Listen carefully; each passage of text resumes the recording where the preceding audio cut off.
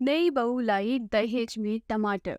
बिरजू बाजार में टमाटर बेचने का काम करता था और टमाटर बेचकर ही अपने घर को चलाया करता था। बिरजू दिन रात मेहनत करके अपनी बेटी ज्योति को पढ़ा लिखा कर एक काबिल लड़की बना देता है। ज्योति दिखने में काफी सुंदर थी। ऐसे ही एक दिन बिरजू अपने घर में अपनी पत्नी कौशल्या से ज्योति की शादी की बातचीत करते हुए बोलता है। अरे भाग्यवान, अब तो हमारी बिटिया भी बड़ी हो गई है, लेकिन आजकल के समय में शादी ब्याह करना आसान बात नहीं है। अरे आजकल सभी को अच्छा खासा ध्यान रखे चाहिए होता है, उसके बाद ही एक लड़की की शादी किसी अच्छे घर में होती है। वरना जैसे मैंने अपना जीवन गरीबी में काटा है, वैसे ही मैं नहीं चाहता कि मेरी बेटी ज्योति भी काटे।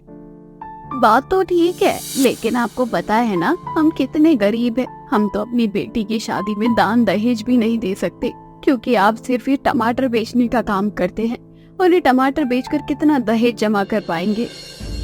अरे तुम चिंता मत करो, इतना सब कुछ हुआ है, आगे भी सब कुछ अच्छा ही होगा। यहाँ माता पिता को ज्योति की शादी की चिंता सता रही थी, तो वही दूसरी तरफ ज्योति ने अपने सपनों का राजकुमार खुद ही ढूंढ लिया था। दरअसल ज्योति एक अर्जुन नाम के लड़के से बेहद मोहब्बत करती थी। अर्जुन शहर का सबसे बड़ा बिजनेसमैन था। उसके पास पैसों की कोई कमी नहीं थी। बहुत बड़ा बंगला, घर में नौकर चाकर और बहुत सारी गाड़ियाँ थी। ऐसे ही एक दिन ज्योति अर्जुन से बोलती है। क्या हुआ आरती, तुम्हारी अम्मी ने क्या कहा? आमिर, मेरी माँ तो इस रिश्ते के लिए बिल्कुल भी तैयार नहीं है। मुझे लगता है कि घर वाले कभी भी इस रिश्ते के लिए तैयार नहीं होंगे। आजकल के टाइम में कौन जात पात और कौन धर्म को देखता है। प्यार तो धर्म और जात पात दोनों से बड़ा होता है, लेकिन फिर भी हमारे माँ बाप हमारे साथ ऐसा क्यों कर रहे हैं? आरती, तुम बिल्कुल चिंता मत करो। तुम बस एक बात अपने दिमाग में बैठा लो, शादी होगी तो सिर्फ हमारी होगी, वरना हम दोनों कभी शादी नहीं करेंगे। अगर घर वाले नहीं भी मानते हैं तो भी मैं तुमसे ही शादी करूंगा। ऐसे ही शाम को अर्जुन अपनी माँ देविका से ज्योति के बारे में बात करता है। सारी बातें सुनने के बाद देविका अपने बेटे से बोलती है।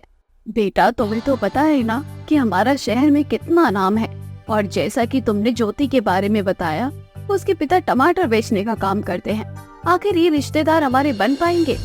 और आजकल ये प्यार होना बहुत कॉमन बात है। बेटा, इसका मतलब ये नहीं कि तुम शादी कर लो। मैं आपकी बात समझ रहा हूँ माँ, और सच बताऊँ तो मैं ज्योति से बहुत प्यार करता हूँ। मुझे बिल्कुल भी फर्क नहीं पड़ता कि ज्योति अमीर है या गरीब, मुझे बस उसी के साथ रहना है। तुम्हें पता है ना, शादी बराबरी वालों के साथ ही करना सही रहता है, और हमारी साइड में कितना लेन देन होता है, वे लोग नहीं कर पाएंगे। अरे अपने बारे में तो नहीं सोचा, कम से कम ज्योति की फैमिली के बारे में तो सोच ले। माँ, एक बार ज्योति से मिलकर तो देखो, आपको ज्योति बहुत पसंद आएगी। उसके बाद ना आप सारा लेन देन भूल जाओगी। ज्योति बहुत अच्छी है। बेटा, मैं उस लड़की से मिलकर क्या करूंगी? शादी सिर्फ ज्योति से ही नहीं होनी। शादी का मतलब होता है कि लड़के लड़की के साथ उसकी पूरी फैमिली भी इन्वॉल्व होना बहुत जरूरी है। और तुम बच्चे हो, अभी तुम्हें कुछ नहीं पता। माँ, आप भी सुन लो, शादी करूंगा तो सिर्फ ज्योति से, बाकी मुझे कुछ भी नहीं पता कैसे क्या होगा क्या नहीं होगा। इतना बोलकर अर्जुन वहाँ से चला जाता है। ऐसे ही एक दिन देविका मॉल में शॉपिंग करके बाहर आ रही थी। तभी अचानक से देविका को चक्कर आ जाता है और वह नीचे गिर जाती है। आसपास के सभी लोग उसकी वीडियो बनाना शुरू कर देते हैं। तभी वहाँ पर एक लड़की आती है जो कि देविका की मदद करती है, उसे पानी पिलाती है। थोड़ी देर में देविका को होश आ जाता है और देविका लड़की का शुक्रिया अदा करती है। दरअसल वह लड़की और कोई नहीं बल्कि ज्योति थी। देविका और ज्योति की पहली मुलाकात कुछ इस तरह से होती है। देविका को ज्योति बहुत पसंद आती है, लेकिन वो इस बात से बिल्कुल अनजान थी कि ज्योति ही उसके बेटे की पसंद है। अरे बेटा, तुम्हारा बहुत बहुत शुक्रिया, सच में तुम बहुत अच्छी हो। आसपास के सभी लोग इस बात का फायदा उठाकर अपने अपने व्यूज बढ़ाने के लिए मेरा वीडियो सोशल मीडिया पर डालने के लिए वीडियो बनाना शुरू कर रहे थे, और एक तुम थी जो मेरी मदद करने के लिए आगे आई। सच में तुम जिस घर में जाओगी ना, उस घर में खुशियाँ भर दोगी। आंटी, आपको तो पता है ना, आजकल की दुनिया ना दिखावे के पीछे कुछ ज्यादा ही भाग रही है, और लोग दिखावे के पीछे कुछ इस तरह से पागल है कि उनके अंदर कोई इंसानियत ही नहीं है। मानो इंसानियत मर गई हो। वे भूल गए हैं कि हमारे आसपास बहुत से ऐसे लोग हैं जिन्हें उनकी जरूरत है। खैर, ये सब बातें तो होती रहेंगी, मैं आपको घर छोड़ देती हूँ। हाँ बेटा, मुझे घर तक छोड़ दो। देविका ज्योति को अपनी कार में बिठाकर अपने घर तक ले जाती है। तभी देविका ज्योति को अपने घर आने के लिए कहती है। देविका और ज्योति दोनों अंदर जाती है, जहाँ देविका के नौकर ज्योति का अच्छे से स्वागत करते हैं, उसे चाय नाश्ता करवाते हैं। थोड़ी देर बाद वहाँ पर अर्जुन आ जाता है। अर्जुन जिस तरह से अपने घर में देखकर ज्योति को हैरान हो जाता है और देविका अर्जुन को ज्योति के बारे में बताती है। तभी अर्जुन ज्योति से बोलता है, अरे ज्योति, यही तो मेरी माँ है। और माँ, यही ज्योति है जिससे मैं शादी करना चाहता हूँ। अब तो आपको पता चल गया होगा ना कि ज्योति कितनी अच्छी है। क्या ये तुम्हारी पसंद है? कहीं ना कहीं मैं भी यही चाह रही थी, ये लड़की की मेरे घर की बहू बने और वह लड़की मेरी बेटी की पसंद है। इससे बेहतर सोने पर सुहागा और क्या हो सकता है। तो ज्योति, अब जो बात होगी ना वो तुम्हारे घर वालों से ही होगी। ऐसे ही कुछ दिन बाद दोनों परिवार वाले आपस में बैठकर ज्योति और अर्जुन दोनों की शादी की बातचीत कर रहे होते हैं। तभी ज्योति के पिता बिरजू अपनी समधन देविका से कहते हैं, बहन जी, वैसे हम बहुत गरीब हैं, बाकी हम चाहते हैं कि हम अपनी बेटी की शादी में कोई कमी ना करें। अगर आपकी कोई इच्छा हो तो आप हमें बता सकती हैं। हाँ भाई साहब, इच्छा तो हमारी है और हमें दहेज में ना टमाटर चाहिए। आपको तो पता ही है टमाटर का रेट आसमान छू रहा है और इससे बड़ी क्या बात हो सकती है। अगर दान दहेज देना ही है तो शादी में टमाटर ही भिजवा देना। ये सब सुनकर सभी लोग खुशी से हंसने लगते हैं। तभी बिरजू अपनी समधन से कहता है, हाँ हाँ, क्यों नहीं बहन जी। इस तरह से दोनों परिवार वालों की आपसी सहमति से ज्योति और अर्जुन दोनों की शादी बड़े धूमधाम से हो जाती है, जहां ज्योति दहेज में खूब सारा टमाटर लेकर आती है। एक सरकारी टीचर थी, साथ ही बच्चों को लेकर वो बहुत ही सख्त थी। उसे अपनी क्लास में किसी भी तरह का शोर और हंसी मजाक पसंद नहीं था। ऐसे ही एक दिन निहारिका क्लासरूम में थी। तभी कुछ बच्चे आपस में बातचीत कर रहे थे। ये क्लासरूम है ये सब्जी मंडी, आपस में इतनी ज्यादा बातचीत क्यों कर रहे हो तुम सब? एग्जाम सर पे हैं, लेकिन तुम सब में किसी को भी कोई फर्क नहीं पड़ता। भूल गए क्या कि मैं तुम्हारी निहारिका मैम हूँ? मुझे अपनी क्लास में बिल्कुल भी शोर पसंद नहीं आता। बेटा प्रिया, तुम्हारा मुंह बंद होगा या नहीं, या फिर मुझे मजबूरन तुम्हें क्लास से बाहर करना पड़ेगा? मैम, मैं तो बस एग्जाम से रिलेटेड बात कर रही हूँ। एग्जाम से रिलेटेड किसी को कोई बात नहीं करनी, क्योंकि एग्जाम से रिलेटेड जो बातचीत करनी थी मुझे वो मैं कर चुकी हूँ। सिलेबस पूरा खत्म है और अब रिवीजन करना है तो अपने आप करो। इसमें ना मैं तुम्हारी हेल्प करूंगी ना तुम्हें किसी की हेल्प लेनी है। सारे बच्चे अपना रिवीजन खुद करेंगे और ये बात ना मुझे दोबारा रिपीट करना ना पड़े, वरना मुझसे बुरा कोई नहीं होगा।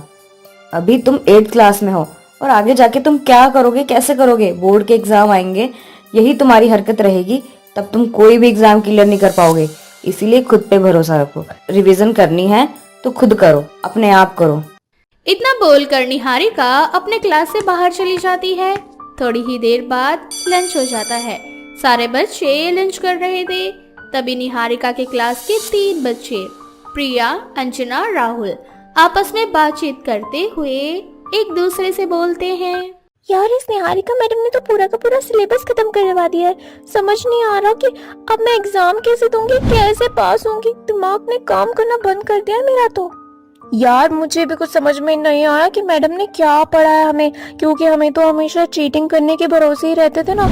और इसके साथ तो अभी तक हम नकल करके पास हुए। हमें क्या पता था कि शादी के बाद हमारी मैडम बदल जाएंगी और ये निहारिका मैडम जब तक रहेंगी तब तक नकल करना तो पॉसिबल ही नहीं है। कुछ तो करना पड़ेगा यार। वही तो, श्रुति मैडम कितनी अच्छी थी।